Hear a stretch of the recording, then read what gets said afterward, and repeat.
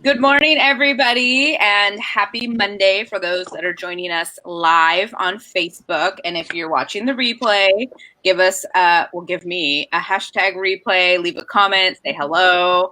I am here today with my very first boss, Frank Orr, and his new puppy, CJ, super cute, new mascot of the Our little office. mascot. He is adorable. I can't wait to meet him. I have not met him yet. So if you don't know me, my name is Jennifer Hart, and my mission to the world is to connect people and information to each other to raise your vibes, your consciousness, and to raise the consciousness of the whole world, basically. So I like to come on and share information of people and what they're up to in the world. You might be asking, okay, well, Jen, you've done a lot of personal growth and development. Why real estate? Well, many reasons. One thing is my first two passions are spirituality and personal development. My next passion after that is real estate. And I'm also very passionate about creating and learning about passive income and creating and learning about financial freedom. So I think that after doing a lot of reading and studying, real estate is actually one of those top options to start learning about to create financial freedom and passive income for yourself. Obviously, there's several ways to do it. I'll be covering more of those in the future. But today I wanted to bring on Frank with me because I love him and I've known him for forever. He's amazing at what he does. He has several. Frank, I don't even know all the awards that you have, but I know if you turn the camera over that they're all sitting in the office there because I've seen them all in person whenever I do go. Frank and I still work together, just so everybody knows. And yeah, so I'm in the office. I should have took like a picture so that I could have a little list of it, but that's all right. So we know each other back from Oakwood Waterslide Lake time. Right, the famous Antigua water slides. Seriously, people still know about the water slides, and they will be like, "Where are you from?" And oh, a small town like near Sacramento, depending who I'm talking to. And then I'll mention the water slides or the name of Manteca, and they'll be like, "I totally know the water slides. I used to go there." And I'm like, "I might have served you a corn dog back in the day."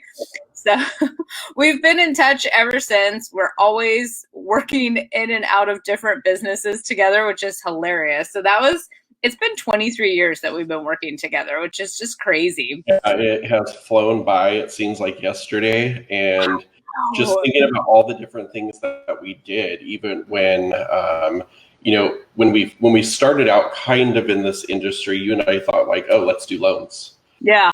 And we did. We did loans. We did that for a while. And that is kind of what, we worked for a bank at the time, so we didn't have to have a license. And then after that, I ended up getting a real estate license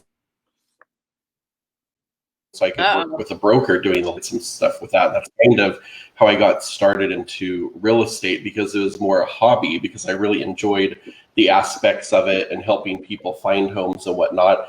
And then on the lender side, how I got involved in that was I was kind of taking advantage of when I did a loan on I refinanced a loan on my first home, and I was like, wait a minute. I'm like, this is not good, and I need to help individuals so they don't get taken in that same trap. Yeah. Yes, I remember that was super fun when we worked in the loan industry together. And I love that you have that knowledge because it makes you even stronger in what you're doing today because you know both sides of it. And you were also a finance major, accounting major, maybe a double major. Yeah. My degree is in finance and accounting. And then also biology, because I was going to be a heart surgeon, kind of veered off that path when I couldn't deal with the blood and guts, and went back into the accounting and finance. So with that and the lending and whatnot, it definitely does help in real estate. Yeah. You're able to kind of think outside the box, and even sometimes lenders that you work with, you're like, okay, what if we do this instead? And they're like, okay, let's try it. And sometimes it does work, and it makes more benefit for the individuals that we're trying to service.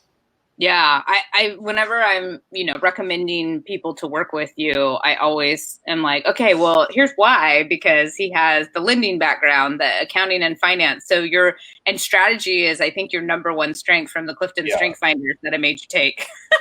And I love it. And whenever I need strategy, I always call Frank because he's like, and this, and this, and this. And I'm like, oh my gosh, I didn't think of all these things.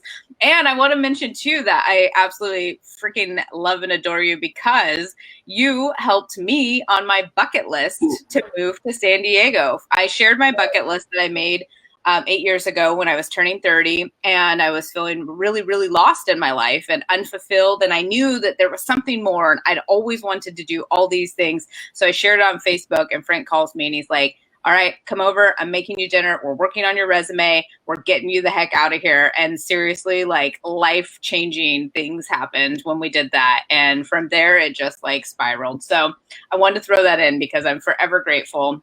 Yeah, and I think, because it was pretty quick that you came over, I said, okay, we can make this happen, because Yeah. I don't take no for an answer. And if there's something that somebody wants to do, I'm going to make sure it's going to happen. Yeah. And I think you were out of here in like about 30 days. Yeah, it was so fast. We seriously did my resume, sent it to my network. That's why networking is the biggest thing, because my network is why I got a job. And I got a job pretty quick. Drove down for a weekend, found a place to stay, and seriously, like within a month and a half, I was gone. It was insane, but so awesome. And I mean, it was meant to be. Like it really was. And it wasn't just any job. It was, a high paying job. Yeah. In the industry that you never worked in before, and everything just kind of fell into place the way it was meant to be. So, with all that, people who don't know your story and what you've been able to do because of that, it kind of just laid the foundation for, what happened within the next 5 years after, which was pretty amazing, because you got to do many spectacular things that people haven't had the chance to experience. Right, like selling all my stuff and traveling around the world. Right. But we'll save that for my book, and we'll talk about, because we're doing the book thing together, which is so super exciting. I'm so happy you jumped on board with us. Mm-hmm. And we'll get to that at the end. But okay, enough about me. But I just wanted to mention to everybody how cool that was, that you played such a huge role. And what I didn't know at the time is how important that job was for me and what I'm doing today and what I'm building for my business and my empire, as I like to call it, to help change the world in a positive way. So thank you. Thank you for that.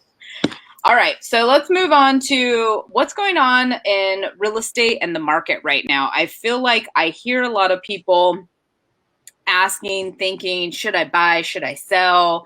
Is it a good time? I still see it's booming. So maybe from an expert as yourself, you can shed some light on what's going on right now. Yeah, so it is a little crazy. And, I'll just backtrack back to like February, March, when everybody thought we were going to have this huge crash, and like, the real estate world's going to come tumbling down. What are we going to do? We're going to lose values. We're not buying now because of that. And come to find out, 6 months later, it's the exact opposite. Interest rates, from the lending experience that I have, interest rates are very low. They have not been this low probably ever that I know of. And I've been doing real estate for about 15 years. So with those interest rates as low as they are, it makes things affordable for people who, were renting and whatnot. So there are a lot of buyers in the market right now. But unfortunately, we're in a seller's market. Inventory, historical low. When I looked it up the other day, there were only 40 homes for sale in Manteca. Wow. Some of those, in 55 and over, which is not, the whole buying pool. And some of those are, higher end, which might be acreage of land, which is over $1 million, which isn't, the first time buyer either. So taking those things into consideration, there's really about, maybe 30 to 35, pushing on the high end, homes available for all the buyers in the market in Manteca. And the same goes for surrounding areas, and probably I would bet across the United States as well, with interest rates so low. So, multiple offers on homes, and it's not 2 or 3 like the norm. You put a house on the market today, it's probably sold within 2 or 3 days. for $30,000 to $40,000 over what the list price is. People are just, willing to pay that. And of course, it makes it difficult for, the first time buyer or maybe a move up buyer who doesn't have a ton of equity to transfer over to the new property. But it is just totally different than what, the community had thought what's going to happen to real estate.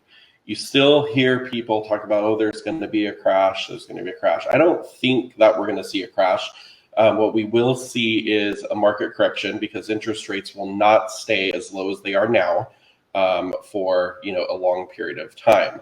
Once the interest rates go back up to, what the norm is, maybe 3.5 to 4.5%, there will be a market correction because homes still need to be affordable. So we might see a reduction in price. But, I took some time to do some calculations with that with, current interest rates, of course, because I like numbers and whatnot, like to see, where we're going with this. So taking into consideration interest rates today and where they may be in the near future, 3.5%, 4%, a price on a home would have to drop $50,000 in order for the payment to remain the same where it is today, even though people are paying more. And even with that, the payment's still a little less now with the higher prices, lower rate than it would be if the prices of homes came down and the interest rates go up. So that's what makes it like the perfect market to purchase.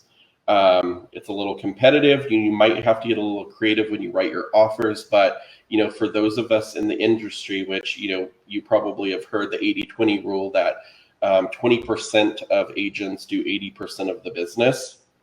I would say it might be even a little higher than that. Maybe, 10% of the agents do 90% of the business. Utilizing somebody that is an expert in the field, who this is their profession, they're not doing it as a side job. They will know the techniques and stuff, what will need to be written into an offer to make it highly desirable in this market. So just be mindful of that.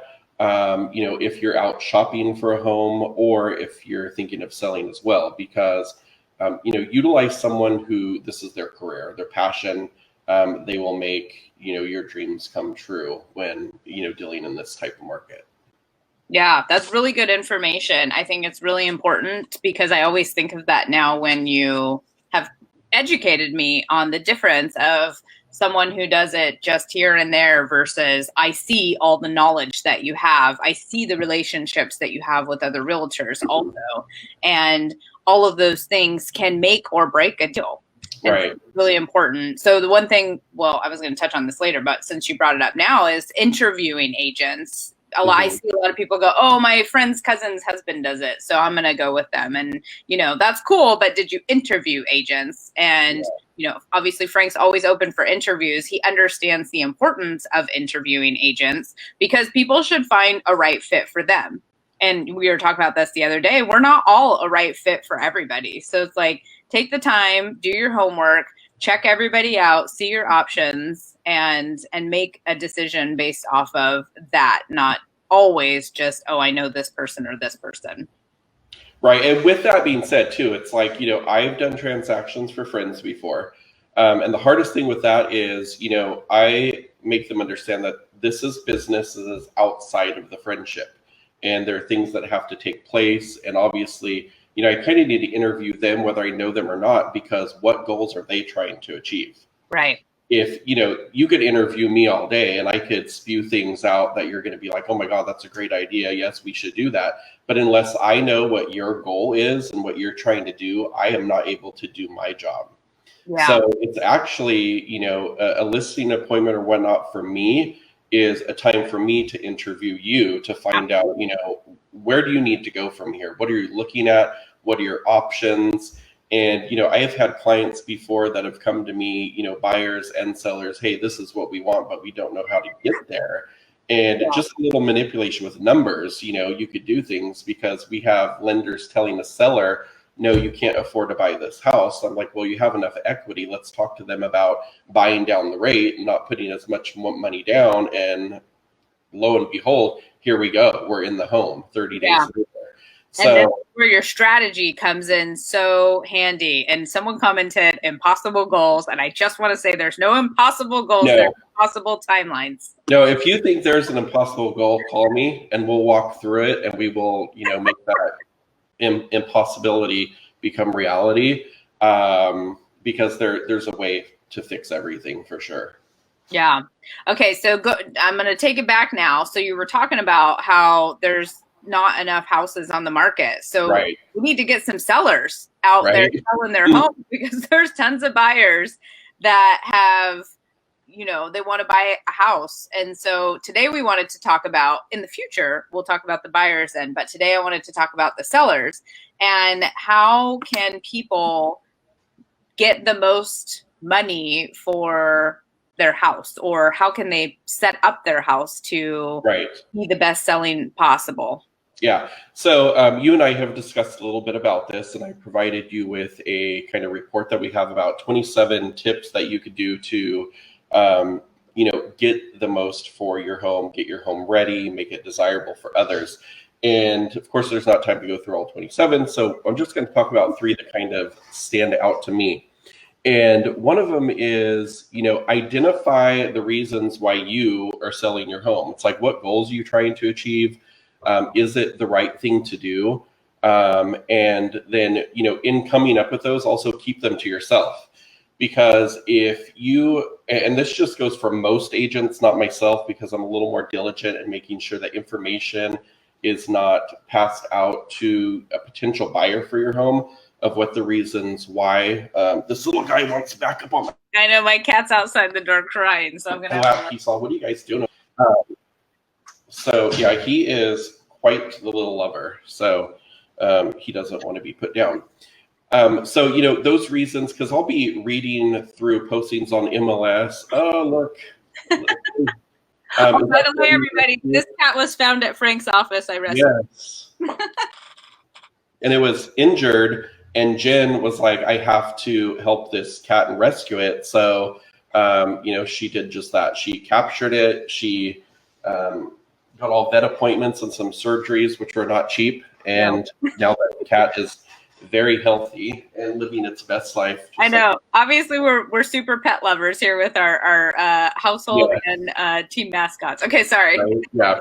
So back on track, because this is what we do. So, I'll be reading through MLS listings, and it'll be in the confidential agent remarks, seller must, get rid of this home quickly. They're relocating for a job, in Texas, whatnot. And all that does to a buyer's agent who might not do many transactions a year is like, hey, here's a deal. We could get this for a deal because they're desperate. They need to leave. And it's kind of true. It's like when we know or present those facts to, the world per se, because that does go out on the internet and everything else, people do think they're going to get a deal. And, that doesn't hold strong in this market today. But, in a normal market, because I've done it too, I'm like, hey, I'm going to use that to my advantage with this buyer. Call the agent. How many offers do you have? Oh, we don't have any offers. I'm like, okay, I could get you one over today, but I would want a response by 5 p.m. And let's, wrap this deal up. So send over the offer. Lo and behold, they sign it, get it back to us. I'm like, okay, you did a disservice to your seller because you did not, market the property appropriately to get the most number of buyers to where you could get them the most money for their home. So, keep those type of things to yourself. It's not something that's related to the home itself, so it doesn't have to be disclosed. Moving into the opposite spectrum of that is disclose everything about the home, not your personal life, what you're trying to achieve, but about the house. Because what happens is, we get into escrow, we have 17 days to do our inspections unless, we shorten that contingency. And when things are not disclosed and it's like, I don't live in the home, so I don't know what's wrong with it. I don't know what deficiencies it has, what's not working properly. But when a buyer comes along and we're in contract, they're going to do inspections of their own. And when they do that, it might be close to day 17 when we get those reports and the long list of requests for repairs of things that need to be done that you, the seller, already knew about. And if we would have addressed those in the beginning when we got that offer, then that buyer would say, hey, I know that these are deficiencies with the home, but this home is still one that I want. I want to buy it, even though I'm aware of everything. Because what will happen when you, the seller, goes back, to the agent, says, well, we really don't want to fix any of this. Then you kind of wasted some time, because more than likely, if there's substantial items, that buyer is going to say, we no longer want this house, we're canceling, which they have every right to do.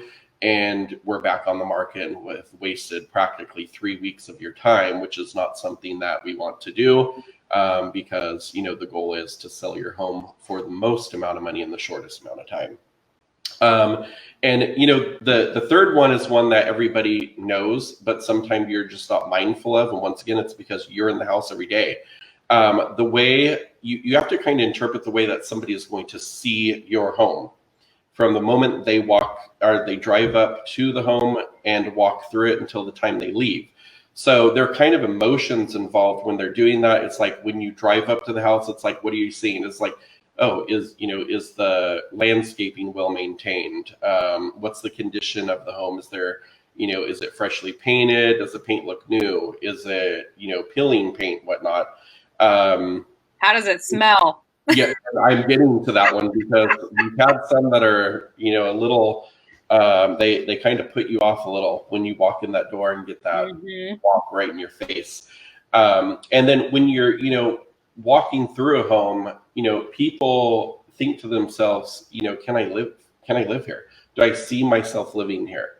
So, sometimes you have to declutter, store some extra furniture in the garage.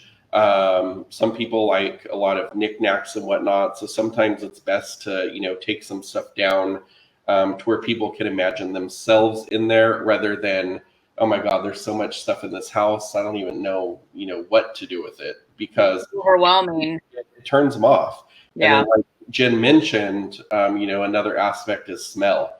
Some people, they have pets in the home, pets aren't clean. And when you are in that environment, you may not smell it because you're used to it. But when somebody else walks in, it's like, okay, we're going to have to redo flooring and paint and all this stuff, which is not in a benefit of a seller because it's more expense. So one thing that, people take this two different ways, either for the good or, they're kind of put off by it, is I am very straightforward with what the facts are. So if I walk into a house and it smells, I'm going to tell you that, we do need to do a deep cleaning before this home would be put on the market, because there is a slight odor. If there's too much furniture, I'm going to suggest that furniture be removed. But again, you're just doing your job, and like you said, it either works or it doesn't work for someone. Right. That's where the fit comes in. If it doesn't work, then that's probably not a good fit for us to work together, because right. I'm understanding what your needs are, and I'm telling you as a professional how we're going to meet those. And if you're not open to them, then you might need somebody who is okay with all that. They could sell the house just fine. There'll be no issues, but I could guarantee you're not going to get the most amount of money for that home. Right. Because you're kind of taking shortcuts because you don't want to do things to get it in a condition where from the minute they drive up to the house, walk through, they're like, I want that house. And that's always the goal that you want to get out there. Is like, you don't want anybody leaving not saying that they want that house. Yeah. Yeah. Very true. So if someone wants to get the full report, these 3 have been just amazing in themselves. But if someone wants the full 27 tips, where can they get that? So that report, 27homeselltips.com, and it's 27 HOMESELLTIPS.com. Then they could get the full report, 27 tips. It's about 3 or 4 pages, pretty lengthy and detailed, but it'll definitely shed some light on, misconstruities that people have when selling a home, of like, oh yeah, I didn't think about that, and that could be a problem. Yeah, I looked through it, and even I've been working with you since you've been in real estate for forever, and I'm not expert in any means, but I feel like I know stuff, and there was still a lot of things on there that I wasn't even aware of. So I highly recommend everybody checking it out. And if people have questions or they are interested in buying or selling a home and would like to interview you, or even just they know now at this point they'd like to work with you, how should they contact you? So either email or phone would be fine. So frank@compassrei.com, or my cell phone number, 209-518-3208. Those are both good methods to contact. Email, phone, or text is perfect. I'll put in the comments too, so that in case, I'm a audio and visual person, so I like to see it. So I'll drop it in the comments. And how can people support you on your journey as a realtor in the local Central Valley area? And this is something too, it's not my journey. The reason I got into this is because, my 9-to-5 job with corporate America, yes, it was a good paying job. Yes, it funded my retirement and whatnot, but it did not give me the opportunity to give back. And that is something that, fuels my soul. It's like, that is why I do this. I love the negotiation aspect. I love working with people. I love challenging the market, making dreams come true. But, that set aside, it allows me funds to give back to the community. Mm-hmm. And, I kind of shifted before. We worked specifically with, veterans, which you were a part of that. And, that organization took a large part of the money. So it all was not going to the individual that we intended it to. So I kind of shifted to where we, have that program ourselves. So if there's any veterans or whatnot who are looking to buy, who might not have the funding, we do have funds for them that we contribute directly to the sale to make, their dreams of home ownership come true. And then I had also partnered with Second Harvest Food Bank here in Manteca, which services 8 surrounding counties, and a portions of our proceeds go to them. So, any referrals or business that we do, we make sure a portion of that money goes to them to help support the local community and what they do, which a lot of people do not understand what they do. And I think it's very important for them to, kind of visit the website and see what's out there. One program that they have that's very important to me is Food for Thought, which is actually providing, students with food to take home to the families. And when I talked to Jessica there, I don't know if she's on watching today or not, when she told me about that program and actually, the impact it's had with the children, it's pretty amazing, because you don't think about the concept behind it. And it was, distracted children in school because they're hungry are not going to learn, because they're thinking about, when do we get to eat, which may only be once a day. So by bringing this program into the schools, and providing food for them to take home, there's been significant increase in, learning and test scores and whatnot. So, just that one aspect of it is super amazing. I'm very proud to be, a part of that on the board, helping them move forward and whatnot. It's just been, a huge door open for me as a way to, give back, and make an impact directly in the community that I could actually see and measure. Yeah. And I can attest to this. I mean, we've been working together, and we were doing that third-party program to support the heroes of the community together. And we built a lot of great relationships. But like you said, a lot of the money wasn't actually going to the organizations. And so that's when you kind of came up with creating something for yourself, which you now have and can offer to any heroes of the community. And then we did the fundraiser for the food bank at the hockey when we were still doing in-person events, if you can remember that far back. And we did the food bank, and that's kind of where you made a shift into, I'm going to specifically focus on one organization. And it is such an important organization in our community, but any community. And I had no idea until I started to explore, and I did a tour at the food bank, and I got to know more of what they're up to. And it's not feeding just the homeless people, because that's what a lot of people just think, oh, they just feed the homeless people. And everybody has their own opinion on that. And that's fine. But it's so much more than that. It's the elderly, it's schools, it's families, it's so many things. So I do have I've been in contact with Jessica, and I asked her if she would come on and talk about it. So I love that you brought it up, because I actually added it to my notes down here. I was like, oh, food bank, we have to talk about that, because Frank sits on the board of the food bank now, and he truly does love to give back to the community. I've seen him do it in so many different ways. So I love that you said it's not my journey, it's everybody else's journey. And Frank is an advocate for people, as you know, like if you were here earlier for the story where I said I had a goal, and he said, okay, come over and I'm going to help you do it. And that is who Frank is. And then we have to talk about your upcoming book. We're both doing books, and they can learn about my journey and about your journey. Well, it's not your journey, the seller's journey for you. So tell us a little bit about your book.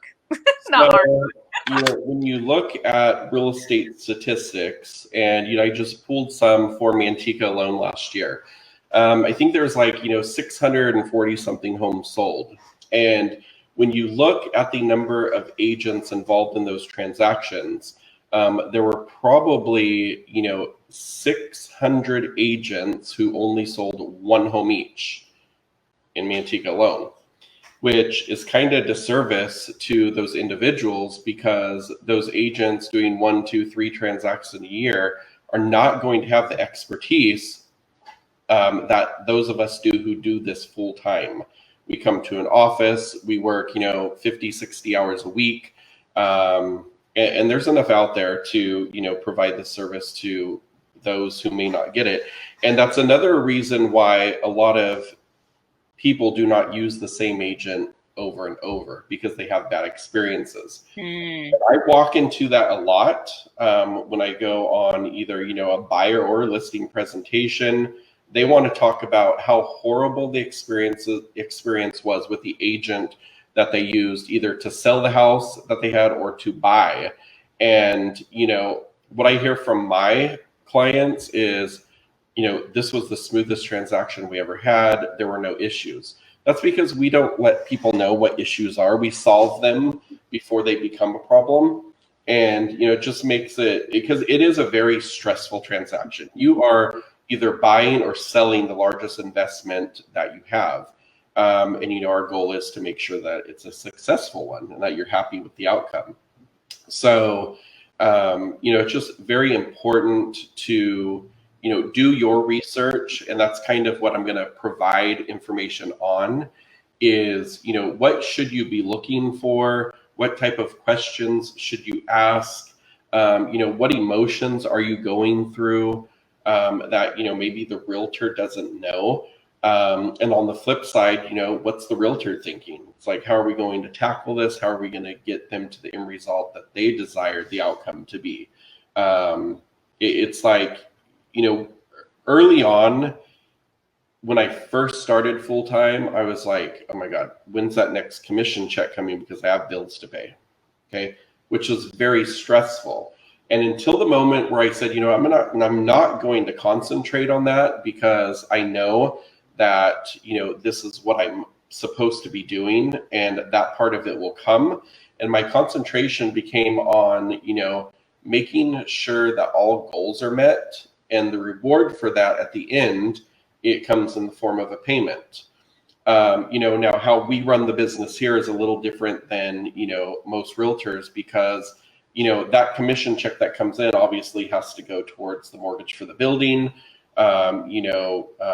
internet, utilities, all of that. So that's a business part, but it provides us the opportunity to make sure those kind of things are taken care of and set aside to where our focus is always the client. Yeah.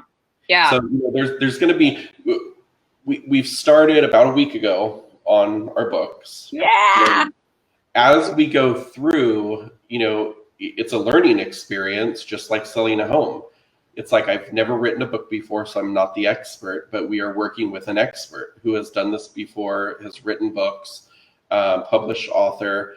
And the things that she's able to pull out of you that are there, but you can't identify yourself, are pretty amazing. Because when you do a job day in, day out, you don't think about what the responsibilities or duties are of that job, because you just know it already. So you kind of have to remove yourself from it and look at it from another spectrum of like, okay, what exactly is it that I do?